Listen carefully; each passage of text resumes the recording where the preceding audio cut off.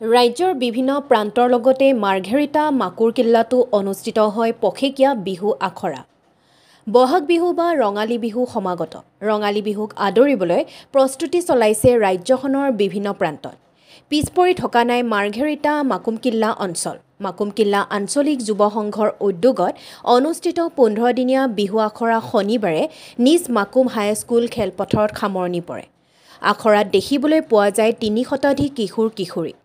বিহু আখৰাত মুখ্য প্ৰশিক্ষক হিচাপে লতাশিল বিহু সম্ৰাজ্ঞী বন্তি হাজৰিকা বৰুৱা আৰু ঢোলবাদক প্ৰশিক্ষক হিচাপে নবীন বৰা বৰদৈচিলা বিহু দলৰ শ্ৰেষ্ঠ ঢুলীয়া নবীন বৰাই প্ৰশিক্ষণ প্ৰদান কৰে। ডিগবৈৰ পৰা বিনন্দ কোঁৱৰৰ report, all Assam news 30।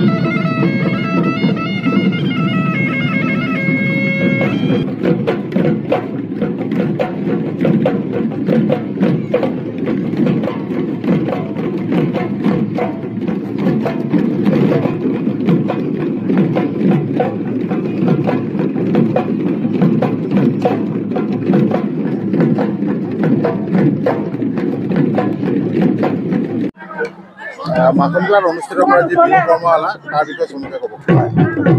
Makum কিল্লা আঞ্চলিক যুৱ সংঘৰ উদ্যোগত এই 15-দিনীয়া কৰ্মশালাৰ আজি অন্তিম দিন। এই অন্তিম দিনত আমাক যিসকল প্ৰশিক্ষক দিলে, প্ৰথমে মই তেওঁলোকলৈ ধন্যবাদ জ্ঞাপন কৰিছোঁ। লতাশিল বিহুতলীৰ বিহু সম্ৰাজ্ঞী বন্তি হাজৰিকা বৰুৱাৰ নেতৃত্বত এই কৰ্মশালাখনি অনুষ্ঠিত হৈছে। তেখেতে বহু কষ্ট কৰি আমাৰ কৰ্মশালাখন সফলভাৱে আয়োজন কৰাত যথেষ্ট অৰিহণা যোগাইছে। যিসকল আমাৰ গাঁৱৰ বিহুৱা নাচনী, তেওঁলোকে খুব আগ্ৰহেৰে এই কৰ্মশালাখনিত অংশগ্ৰহণ কৰি কৰ্মশালাখন সাফল্যমণ্ডিত কৰি তুলিলে। তেওঁলোকক লৈ মই আঞ্চলিক যুৱ সংঘৰ তৰফৰ পৰা ধন্যবাদ জ্ঞাপন কৰিছোঁ। যিহেতু বৰ্তমান বিহু মঞ্চ বিহুলৈ ৰূপান্তৰিত হৈছে, সেয়ে আজিকালি বহু বিহুৱতীয়ে বিহু নাচ শিকিবলৈ নাপায়। যিহেতু বহুত টকা পইচা খৰচ কৰি তেওঁলোকে বিহু শিকিবলৈ নাপায়গৈ, সেয়েহে আমি মাকুম কিল্লা আঞ্চলিক যুৱ সংঘই তেওঁলোকক অভিজ্ঞ প্ৰশিক্ষকৰ দ্বাৰা এই কৰ্মশালাখিনি অনুষ্ঠিত কৰি তেওঁলোকক আমি প্ৰশিক্ষণ দিওঁ।